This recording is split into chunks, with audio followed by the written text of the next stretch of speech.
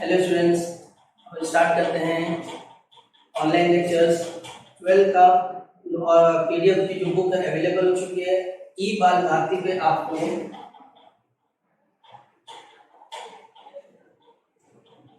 ई बाल भारती पे आपको जो है ना बुक अवेलेबल है, पीडीएफ फॉर्म में आपको मिल जाएगी।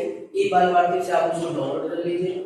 12 के अंदर जो टोटल फिजिक्स है, केमिस्ट्री है, बायोलॉजी है, मैथ्स है, इंग्लिश है, हिंदी है, मराठी है, सारी बुक्स अवेलेबल हैं अभी।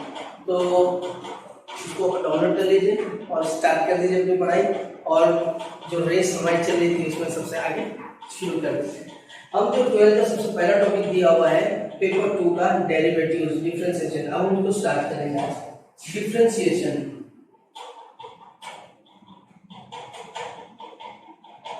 डिफरेंशिएशन को हम लोग डेरिवेटिव्स भी बोलते हैं। डिफरेंशिएशन का मतलब होता है डेरिवेटिव्स, डेरिवेटिव्स भी हम बोलते हैं।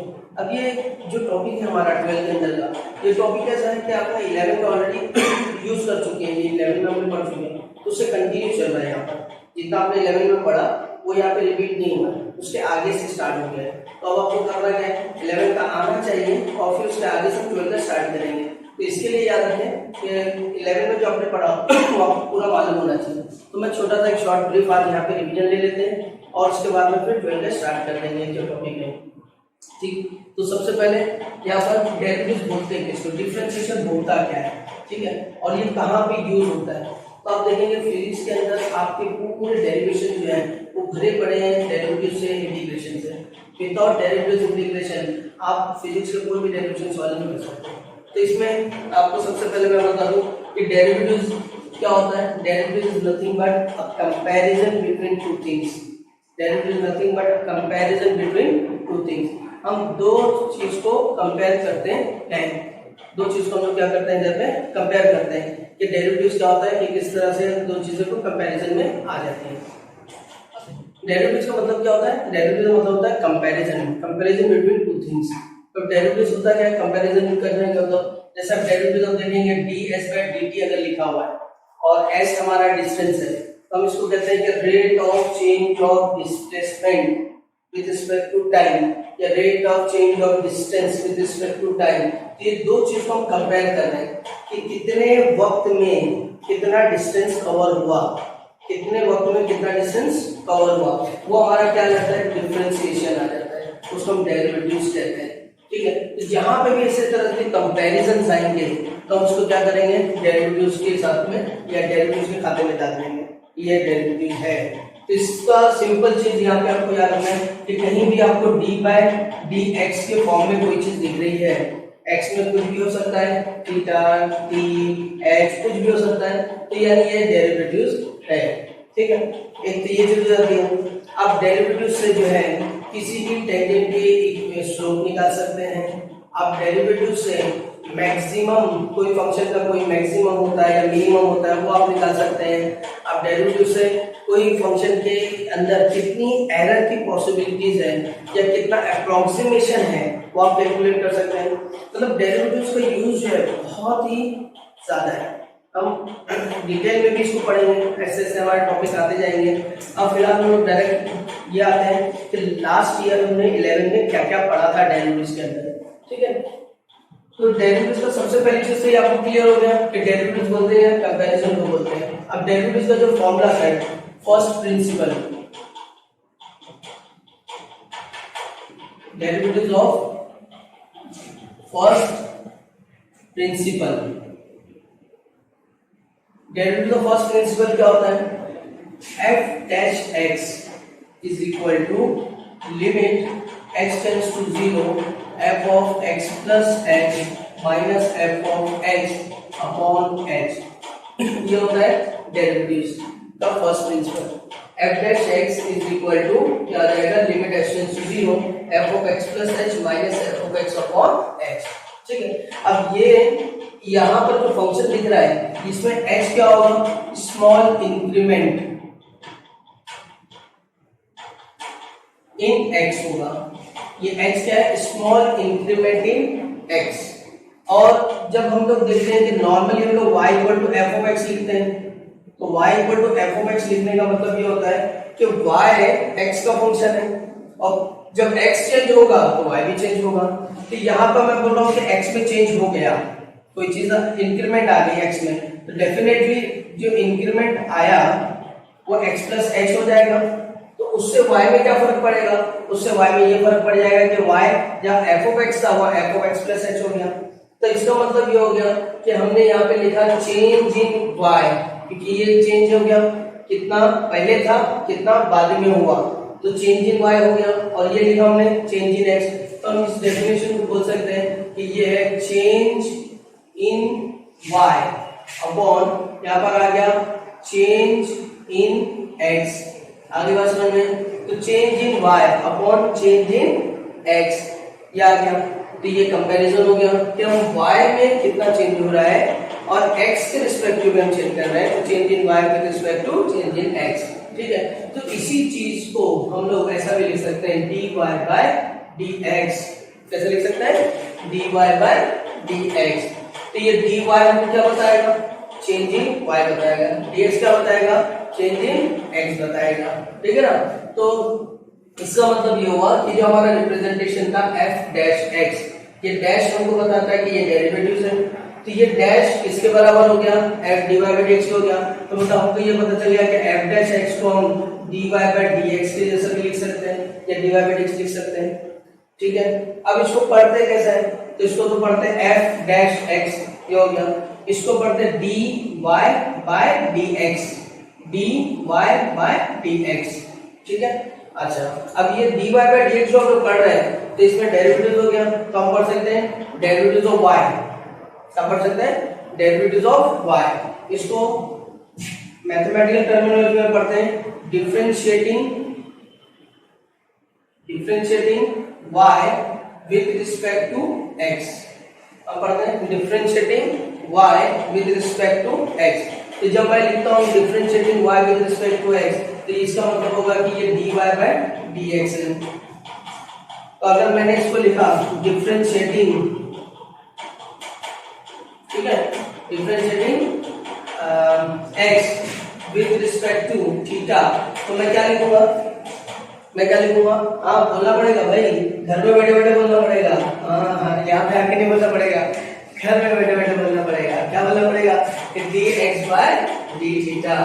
तो यहाँ पे क्या है, differentiating x with respect to theta क्या आ जाएगा, dx बाय d थीटा। तो इसका मतलब ये हो जाएगा कि जो हमने पहले लिखा वो हमारा डिपेंडेंट वेरिएबल है, ये नहीं y और x दो वेरिएबल हो गए। तो हम पहले जिसको लिख रहे हैं जो ऊपर आ रहा है, वो पहले आता है, तो वो डिपेंडेंट वेरिएबल है। किस पे डिपेंड है, वो x पे डिपेंड है। ठीक है, तो x हमारा क्या होगा, इंडिपेंडेंट वेरिएबल हो गया।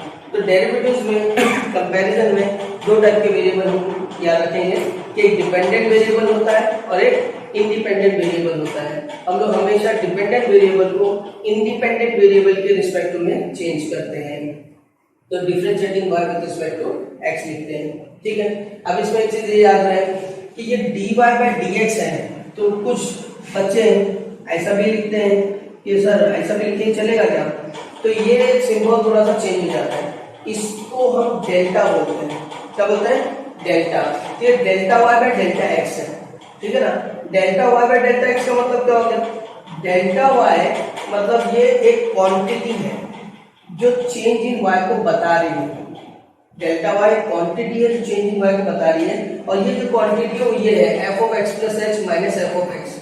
ठीक है, और ये जो dy बाय dx है ये रिप्रेजेंटेशन है डेरिवेटिव्स का, f डैश x का। जैसे हमने f डैश x लिखा, तो ये f डैश x क्या बताता है, तो ये पूरी चीज बताता है। f डैश x क्या बताता है, इस चीज को f डैश x बताता है। तो वो dy बाय dx का एक रिप्रेजेंटेशन है, और delta y by delta x, तो डेल्टा y क्या है, एक क्वांटिटी है। तो delta y by delta x is not equal to dy by dx, ये याद रहेगा, ये याद रखना है आपको। ठीक है, delta y change in y, delta x change in x, ये क्वांटिटी है, लेकिन dy बाय dx ये क्या है, रिप्रेजेंटेशन है डेरिवेटिव्स के हिसाब से। लास्ट ईयर हम लोग ने पढ़े थे डेफिनेशन, फर्स्ट प्रिंसिपल, इस पे हम लोग ने बहुत सारे क्वेश्चंस भी किए थे, सॉल्व किए थे। ठीक है, वो 11 में थोड़ा सा आप रिवाइज कर लीजिएगा, 11 की टेक्स्ट बुक आपके पास होगी, उसमें जितने भी सॉल्व एग्जांपल्स हैं उसको आप देख लीजिएगा, उसको किस तरह से क्वेश्चन को इस पे सॉल्व किया हुआ है। मेन हमारा जो मकसद अभी जो अभी स्टार्ट होगा 12 का ना, उसमें हमको डायरेक्ट डेरिवेटिव्स पे जाना है, ठीक है। और इसके जो एप्लीकेशन है वो नहीं है उसके अंदर, मतलब ये फर्स्ट प्रिंसिपल उसके अंदर कुछ भी नहीं दिया हुआ है, तो इसके लिए हम इसके क्वेश्चंस को हम लोग डिस्कस नहीं करते हैं। अब हम लोग उसके फॉर्मूले जो लास्ट ईयर हमने पढ़े और उसके कुछ रूल्स हैं वो हम लोग डिस्कस करते हैं, वो बता देते हैं। अब देखिए यहाँ पर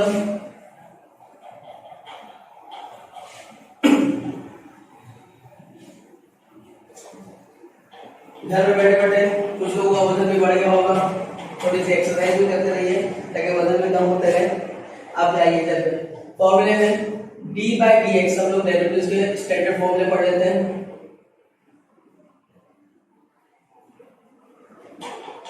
स्टैंडर्ड फॉर्मूले में सबसे पहला d/dx of x raise to n, ये हो जाएगा n x raise to n - 1, ठीक है, d/dx। और एकदम बेसिक से मैं लेके चल रहा हूँ, तो इंशाल्लाह जिसने 11 में डेरिवेटिव्स नहीं भी पढ़ा वो यहाँ पर उसको पूरा फुल डेरिवेटिव्स आ जाएगा। तो मेरा वीडियो स्टार्ट से देखो, पूरा डेरिवेटिव्स उसको मिल जाएगा, उसको कोई हेडेक नहीं, कोई सोचने की बात नहीं कि हमने 11 में नहीं पढ़ा था कैसे होगा। मैं यहाँ से उसी लेवल से लेके चल रहा हूँ, तो जिसने 11 में नहीं भी पढ़ा होगा उसको यहाँ पर पूरा आ जाएगा। तो यहाँ d/dx of x raise to n क्या होता है, n x raise to n - 1 होता है। अब ये x रेज़ टू n जो है, ये जो वैल्यूज है, ये बता रहा है कि x हमारा क्या है, वेरिएबल, और n हमारा क्या है, कांस्टेंट। तो ये फॉर्मूला बन जाता है वेरिएबल रेज़ टू कांस्टेंट, ये आपको याद रखना है, वेरिएबल रेज़ टू कांस्टेंट। अब ये वेरिएबल रेज़ टू कांस्टेंट का पैटर्न कहीं पे भी हमको मिलेगा, कहीं पे भी मिलेगा, हमको क्या करना है, हमको x रेज़ टू n का फॉर्मूला अप्लाई करना है।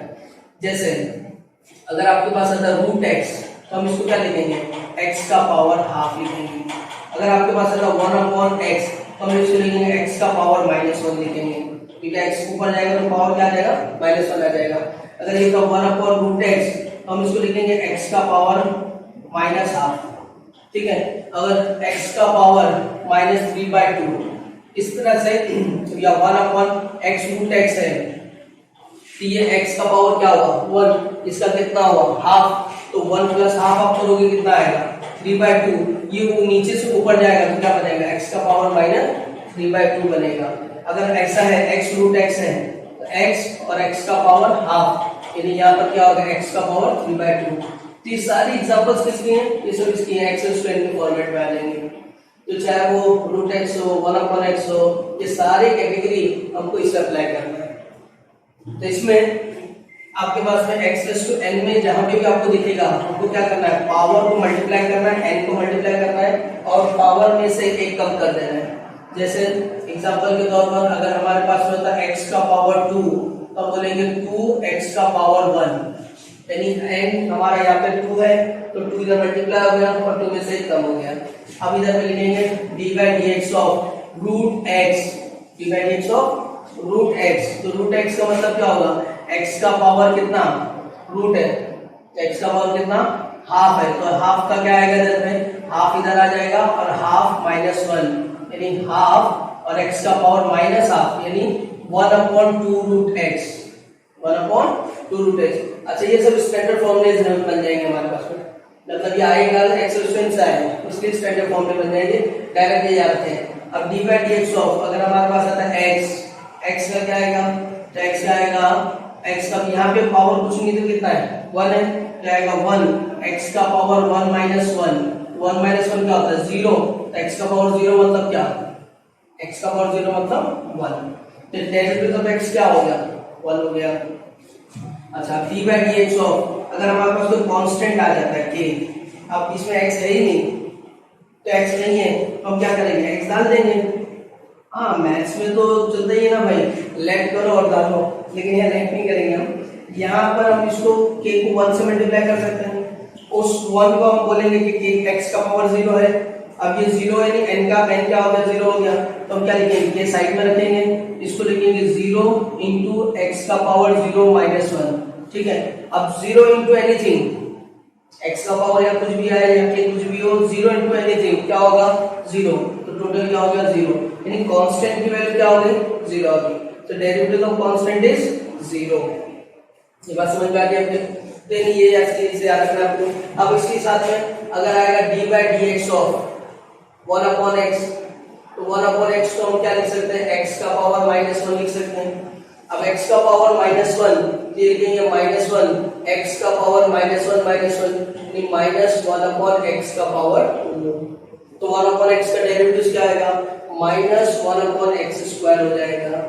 ठीक है, फिर d by d x of, अगर आपके पास में 1 अपॉन रूट x आ जाता है तो क्या लिखेंगे, d by d x of x का पावर -12 लिखेंगे, और -12 क्या होगा, -12 इधर आएगा, x का पावर -12 -1, तो ये आपके पास में हो जाएगा -12 x का पावर -12 -3/2।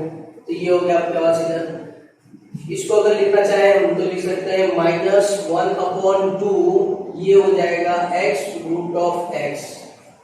ठीक है, तो ये सब किसके हो गए, एक्सेल स्क्वायर के एग्जांपल्स हो गए कि एक्सेल स्क्वायर में हम अगर किसी भी फॉर्मेट में आता है तो हम इसको डायरेक्टली इस तरह से निकालेंगे।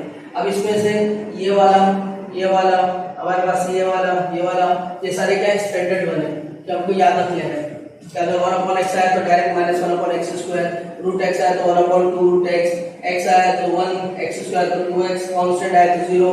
अब कांस्टेंट का मतलब क्या अगर हमने लिखा d by d x of sine theta, ठीक है, अब यहाँ पे इधर पे यहाँ x है, ये थीटा है, तो हम क्या बोलेंगे, ये कांस्टेंट है।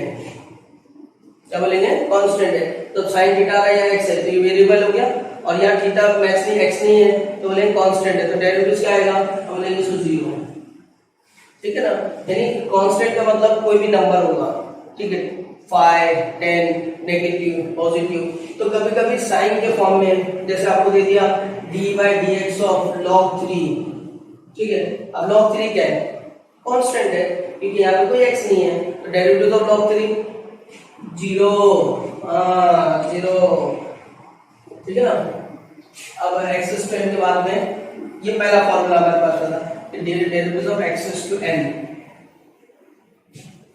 अच्छा, अब x स्क्वायर के बाद में दूसरा फॉर्मूला हमारे पास में आ जाता है d by d x of e raise to x। ये e रेस टू x का होगा, e रेस टू x होगा, और d by d x of इसी का बड़ा भाई a रेस टू x आ जाता है। a रेस टू x क्या आएगा, a raise to x log a होगा। ठीक है, ये थोड़ा ओवर में बढ़ाया, इसका थोड़ा सा log a आता है इसके अंदर, तो क्या हो जाएगा a रेस टू x। अच्छा, अब ये e तो फिक्स है, आप जानते हैं e is a irrational number, वो फिक्स है, वो e चेंज नहीं होता है। लेकिन जब a होगा तो ये a की वैल्यू कुछ ना कुछ चेंज होती रहती है। तो a को अगर हम लोग इन दोनों को कंपेयर करें तो e भी कांस्टेंट a भी कांस्टेंट, तो ये कांस्टेंट हो गया और इसका पावर क्या हो गया, वेरिएबल। ये कांस्टेंट रेस टू वेरिएबल वाले टाइप है, कांस्टेंट रेस टू वेरिएबल। पहला टाइप क्या पढ़े हमने, इसका उल्टा था, variable raise to constant. Base में वेरिएबल था, पावर में कांस्टेंट था। अब क्या है, कांस्टेंट नीचे ऊपर हुए तो कांस्टेंट रेस टू वेरिएबल। अब कांस्टेंट रेस टू वेरिएबल का अगर हम लोग डेरिवेटिव निकालते हैं तो यहाँ पे a की वैल्यू चेंज हो सकती है, यानी 2 रेस टू x हो सकता है, यानी ये यहाँ पर जो है sin theta raise to x हो सकता है। ठीक है, ये log 2 का पावर x हो सकता है। ठीक है, बेस कांस्टेंट होगा और पावर वेरिएबल होगा। इस तरह से कोई भी वैल्यूज हम यहाँ पे ले सकते हैं। ठीक है, तो अब जो बेसिक हमको फॉर्मूला पढ़ना था ना, जैसे अब वो सारे फॉर्मूले में स्टार्ट से हम लिखते हैं कि अगर फर्स्ट होगा d by d x of x raise to n, ये होगा n x raise to n minus 1। इसके कोरिलेरीज में मैंने बताया कि d by d x of x आया तो इसको हम लोग 1 बोलेंगे, d by d x of x square आया तो 2x बोलेंगे, d by d x of 1 upon x आया तो हम इसको -1 अपॉन x स्क्वायर बोलेंगे, d by d x of constant आया तो 0 बोलेंगे, और d by d x of root x आया तो 1 अपॉन 2 रूट x होगा। ठीक है, ये हो गया। फिर इसके साथ में हम लोग ने पढ़े इधर पे कि अगर d by d x of e raise to x आया तो ये e रेस टू x ही होगा, d by d x of अगर a रेस टू x आया तो ये a raise to x of log a हो जाएगा, और d by d x of, ठीक है, याद हमने पढ़ा है। अब इधर पे अगर sin x आया तो sin का डेरिवेटिव क्या आएगा, cos x, d by d x of यहाँ पे अगर cos x आया तो लिखेंगे minus sine x D by d x of, ठीक है, tan x आया तो क्या लिखेंगे sec square x D by d x of, अगर cot x आया तो लिखेंगे माइनस cosec स्क्वायर x, ठीक है। अब यहाँ पर D by d x of क्या होगा साइन cos tan sec आया तो लिखेंगे इधर पे sec x into tan x और d by dx ऑफ अगर cosec आया तो यहाँ लिखेंगे cosec minus cosec x into cot x। तो ये छह हमारे ट्रिग्नोमेट्री के फॉर्मूले, यानी यहाँ पर क्या है sin cos tan cot sec cosec, ये छह फॉर्मूले ट्रिग्नोमेट्री के। इसमें जो c से स्टार्ट हो रहा है वो हमेशा क्या रहेगा माइनस में रहेगा। cos c से स्टार्ट हो रहा माइनस में, cot c से स्टार्ट हो रहा माइनस में, cosec c से स्टार्ट हो रहा है माइनस में, ठीक है। तो इस तरह से ये माइनस में रहेंगे। पीछे ट्रिग्नोमेट्री के हो गए। अब इसके बाद में अगर हमारे पास में आता है कि d by d x of अगर log x होगा तो log x का डेरिवेटिव होगा 1/x और इसका मोटा भाई यहाँ पर है d by d x of log x to the base a होगा तो 1/x log a होगा, यानी यहाँ पर डेरिवेटिव क्या है, मतलब यहाँ बेस क्या है कुछ नहीं तो क्या होता है e होता है। हाँ पत्ती से दिखा के बोलेंगे e, है ना। यहाँ पे log x to the base e 1/x होगा और ये log x to the base a होगा तो 1/x log a होगा, ठीक। तो ये हमारे कुछ बेसिक फॉर्मूले थे जो हम लोग ने 11 में पढ़े थे, जिसमें से हमने जो बता दिया जिससे कि किस तरह से डिराइव हुआ ये सारी चीजें, ठीक है। अब इसके कुछ रूल है, 4 रूल हमारे पास में, वो 4 रूल भी देख लेते हैं कि किस तरह से हम उसको यूज करते हैं। अच्छा, अब वो रूल जो है हमारे पास में कैसा होगा कि हमको अप्लाई करना है, समझना है और उसको अप्लाई करना है। तो पहला रूल नंबर 1, अगर y हमारे पास में दो फंक्शन है और वो प्लस में है, दो फंक्शन है प्लस में, जैसे एक sin x है और दूसरा a raised to x है, इस तरह से फंक्शन आ जाता है हमारे पास में कि y हमारे पास क्या है एक sin x है और एक a raised to x है, इसका भी डेरिवेटिव आता है इसका भी डेरिवेटिव आता है। तो हमको क्या करना है, हमको लिखना है dy by dx, क्या होगा d by dx of u plus d by dx of v, यानी y अगर u plus v के फॉर्म में है तो हमारा डेरिवेटिव होगा du by dx plus dv by dx। इसको ले लो प्लस है तो प्लस रखो, अब माइनस हो तो दूसरा रूल माइनस हो तो माइनस हो जाएगा, तो यानी प्लस है तो प्लस लिखेंगे, माइनस है तो माइनस लिखेंगे। या इसको ऐसा समझेंगे कि डेरिवेटिव प्लस और माइनस में स्ट्रेट फॉरवर्ड डायरेक्टली मूव होगा, आगे जाएगा डायरेक्टली, एक दोनों फंक्शन पे अप्लाई हो जाएगा। अच्छा, दूसरा रूल है u into v, y equal to अगर u into v है, ठीक है, तो u into v क्या होगा, ये मल्टीप्लिकेशन है, मतलब y इक्वल टू तुम्हारे पास आ गया x sin x, क्या आ गया x sin x, तो x एक हमारा फंक्शन हो गया, sin x दूसरा फंक्शन हो गया हमारे पास, तो ये x sin x। इसको थोड़ा सा ध्यान रखना है हमको, क्योंकि u into v पे बच्चे क्या करते हैं बहुत कंफ्यूज रहते हैं, तो जल्दी रहती ना बच्चों को भागने की, तो फटाफट क्या हो जाता है वो इसका डेरिवेटिव लिख देते हैं, इसका डेरिवेटिव लिख देते हैं और वहीं पे गड़बड़ हो जाती है।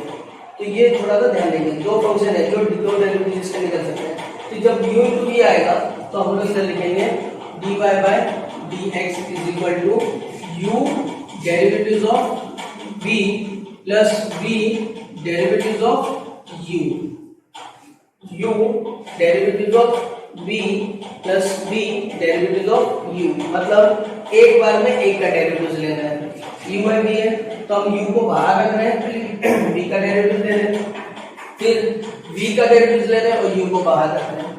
अब इसका मतलब अगर y की जगह u into v into w आ जाए हम लोग क्या बोलेंगे dy by dx is equal to u v dw by dx। अब हमने w का डेरिवेटिव लिया, अब w को बाहर रखो, u w into dv by dx, हमने v का डेरिवेटिव लिया, अब क्या करो अब u का, तो v w du by dx हो गया, ये हमारे डेरिवेटिव हो गए u v dw by dx, u w dv by dx, v w du by dx।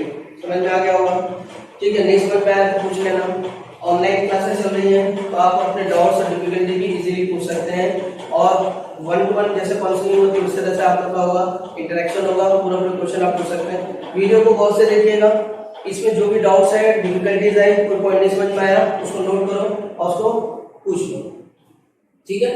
अच्छा, अब इसमें u v, तो u v जैसा अब u into v into w into और आगे आ गया z आ गया, तो अब बढ़ाते जाओ, जितना चाहिए उतना बढ़ाते जाओ, ठीक है। फिर ये 3 रूल हो गए हमारे, पहले u प्लस वाला, दूसरा माइनस वाला, तीसरा इंटू वाला। अब देखते हैं डिवीजन वाला, ठीक है। तो डिवीजन में क्या होगा, u अपॉन v, तो u अपॉन v, तो यहाँ पे 4th रूल हमारे पास है y equal to u upon v, तो u अपॉन v में होता है dy by dx is equal to v derivative of u minus u derivative of v upon v square, ठीक है। अब यहाँ पर क्या u इंटू v में क्या था, y equal to u into v में क्या था, dy बाय dx, हमने लिखा u dv by dx plus v du by dx, हमने ये लिखा। तो इसमें क्या लिखा हमने, प्लस लिखा। तो अब अगर मैंने इसको ऐसा लिख दिया v du by dx plus u dv by dx, है ना, मतलब इसको पहले लिख दिया इसको बाद में लिख दिया, कुछ फर्क पड़ेगा नहीं पड़ेगा, क्यों, क्योंकि 2 प्लस 3 या फिर 3 प्लस 2 दोनों का आंसर क्या आता है, पाई आता है। लेकिन यहाँ माइनस है, ठीक है ना, तो यहाँ पे हमको बोलना पड़ेगा होशियार, खबरदार, यहाँ पे हमको देखना पड़ेगा कि यहाँ माइनस आएगा तो क्या करना पड़ेगा, v आ रहा है तो डिनोमिनेटर पहले हमको डेरिवेटिव किसका लेना है, न्यूमरेटर का लेना है, किसका लेना है, न्यूमरेटर का। तो ऊपर वाला पहले, तो न्यूमरेटर का डेरिवेटिव्स, तो v बाहर रहेगा, minus u derivative of v upon v square, समझ में आ गया। तो ये 4 रूल थे हमारे पास में, और लेते हैं इसको पूरा रिवाइज कर लीजिए। फिर नेक्स्ट लेक्चर में हम लोग कंटिन्यू करेंगे जो 12 के टॉपिक से है, जिसको हम लोग लेंगे डेरिवेटिव्स ऑफ कंपोजिट फंक्शन, और बहुत ही इंटरेस्टिंग टॉपिक है और बहुत लेंथी टॉपिक भी है ये, और बहुत ही इंपॉर्टेंट टॉपिक भी है, और पॉइंट ऑफ अपने एग्जाम पॉइंट ऑफ व्यू के हिसाब से, और आपके जी मेन और नीट के हिसाब से। नीट में फिजिक्स बहुत ही इंपॉर्टेंट रोल अदा करता है, और उसके अंदर तुम्हारा ये डेरिवेटिव सबसे बड़ा पार्ट होता है।